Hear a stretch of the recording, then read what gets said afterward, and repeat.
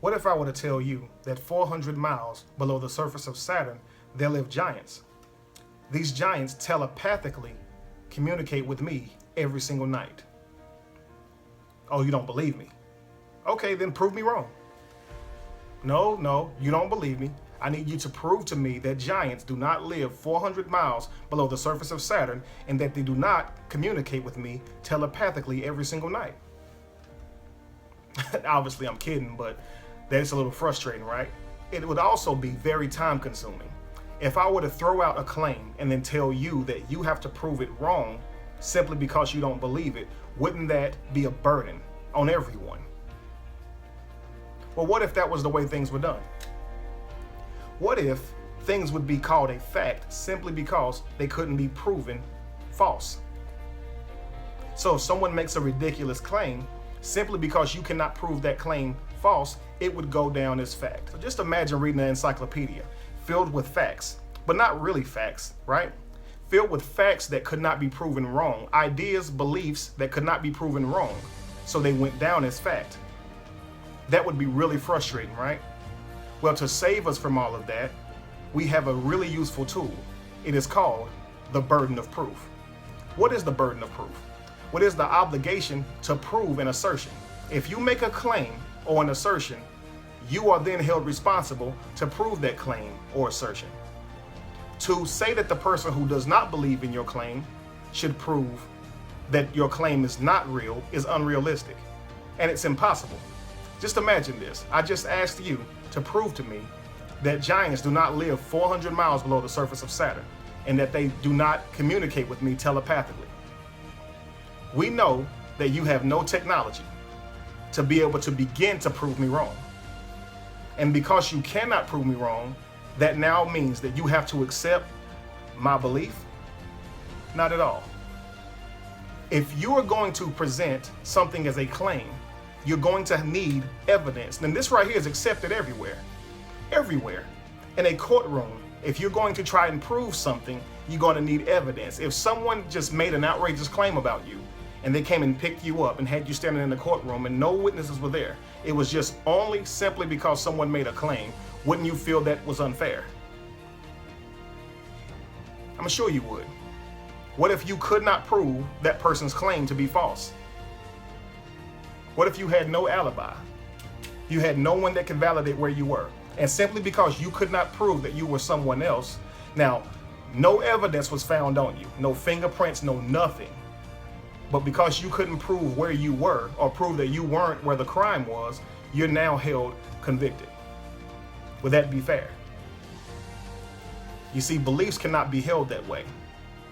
Now, here's what happens if a religious person tells you their belief, and their belief is in a narrative. And if you don't believe in that narrative, they want you to prove that that narrative or the characters of that narrative are not true. But that is not your responsibility. The responsibility lies with the person who believes in such a claim. But here's what happens. When you say, I don't believe in that, they say, be more open-minded. But is that really open-minded? If they tell you to believe their claim with no evidence, is that open-minded? Actually, that would be closed-minded. For a person to be skeptic is in no way saying that they're not open-minded. They're simply wanting evidence before they commit to believing such a thing. This is not closed-minded. It's called being careful. It's called critical thinking. This is something that every single person should have access to be able to critically think. Without these tools, you'd always end up in a world of trouble. So you can't expect someone to merely believe in your claim simply because they cannot prove that it didn't exist, like such a character as Jesus Christ.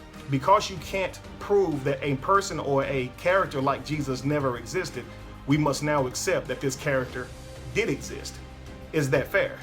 Because if I go to that same exact religious person who believes this character did exist and tell them to prove to me that my aliens that live 400 miles below the surface of Saturn don't exist, we're in the same situation, right? Does that mean that now they have to believe what I believe? Of course not. So if you have a belief and a claim, please understand that if you're going to accept someone to believe that claim, you have to understand that you have to be able to present evidence, right? If you try and present a claim to me not believing in your claim is not being offensive to you. It is not a slap in your face. It is simply saying, I do not have enough evidence yet to commit to this belief. So please understand, if you're telling me a belief and I don't believe it, that doesn't mean I'm being disrespectful to you or your belief, frankly. It simply means that I don't have enough evidence to commit to your belief.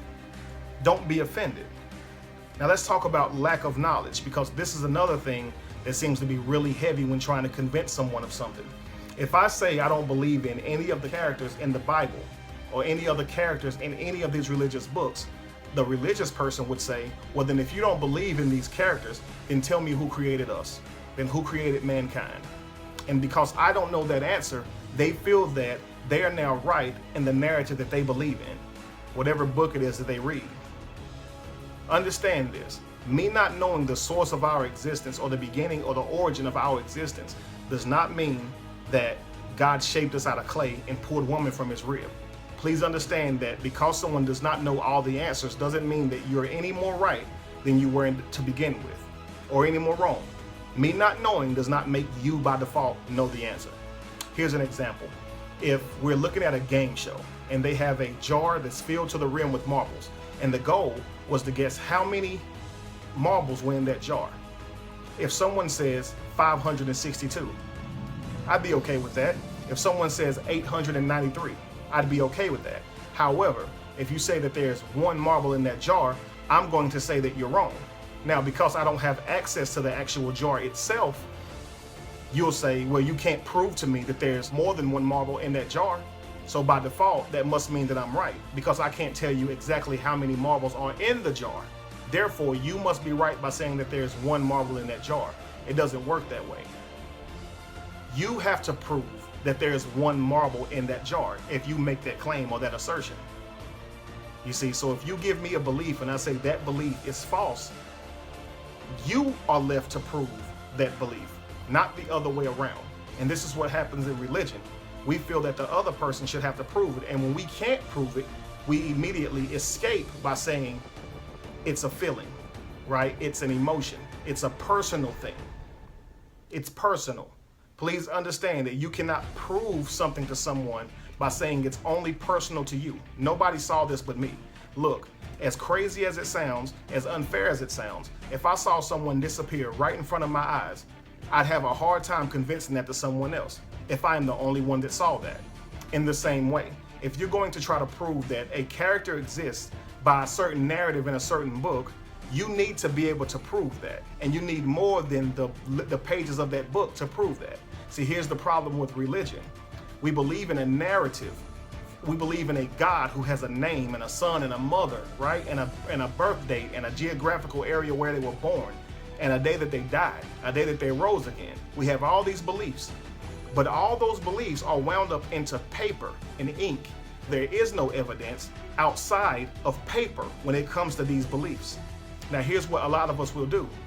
We will see someone say, well, we found a grave that might be a certain king who was mentioned in the Bible.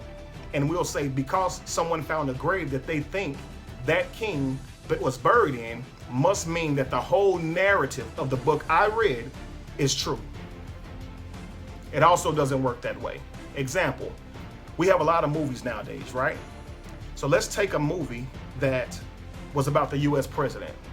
The movie takes place in the White House, right? Does that mean, or in Washington, DC? So does that mean that because the scenery was shot in that area, that really was the president, that story really happened? No, it doesn't.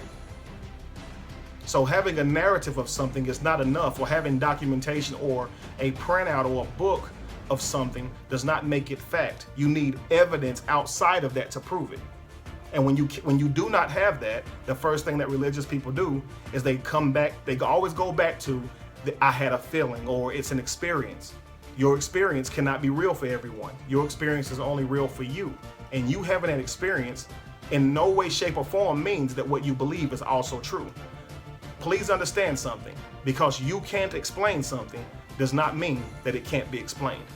See, if you try to explain your belief to me and say, I've had this feeling, and this is what happened. I prayed this prayer and I saw this come into the room, and all this stuff that people say to try to get you to believe that their beliefs, even if they actually believe it. Please understand, I wasn't in the room.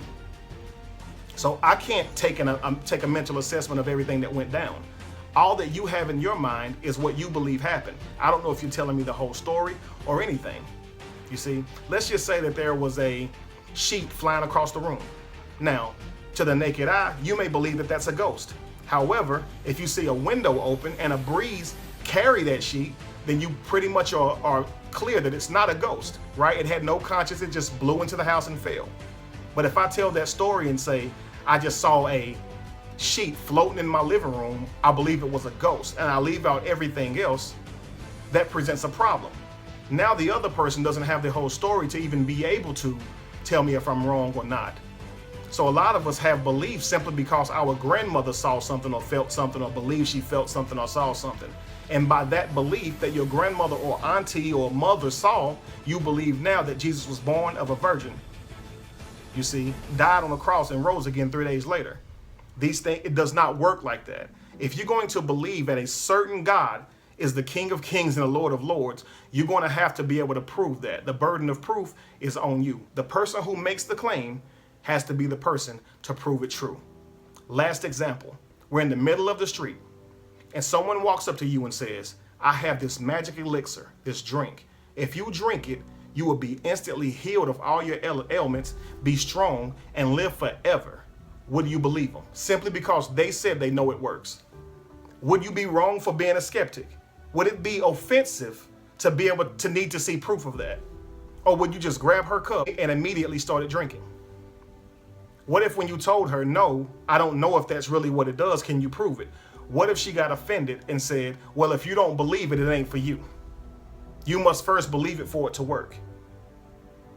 These are things that's not going to help you be more likely to sip this drink, right? You're probably going to not want to drink now. If she's saying, I'm not proving anything to you, prove to me it doesn't work. You're going to say, I don't want that drink, right? It's probably poison. And no matter what you say, they never prove to you why their drink works. This is what religious people do. As soon as you cannot believe in what they believe in and you're asking for proof, they say you're being disrespectful and they call you a demon, right? They demonize you simply because they can't convince you. Please understand, if you cannot convince somebody of your beliefs, it is because you don't have evidence. In fact, to end this video, anytime that you have a belief, it is because you don't have evidence. Beliefs simply mean lack of proof. You lack proof, therefore, it is a belief. However, remember, if you're going to state a claim, you have to have also evidence to accompany that. The burden of proof is on the person who makes the claim, not the person who refutes the claim. Keep in mind, us being truth seekers, we will not allow you to stay accustomed to presenting beliefs without accepting the burden of proof. When you realize that you cannot explain your beliefs or prove your beliefs, don't get angry. The main question you should ask yourself is, why did you become so accustomed to the belief in the first place if you couldn't prove it? In the age of information, you cannot simply submerge your belief into mystery and then condemn or bash anyone by calling them a demon because they don't accept it. You're going to have to prove it in order for us to believe it. The time for belief is over. It is time for proof and knowledge.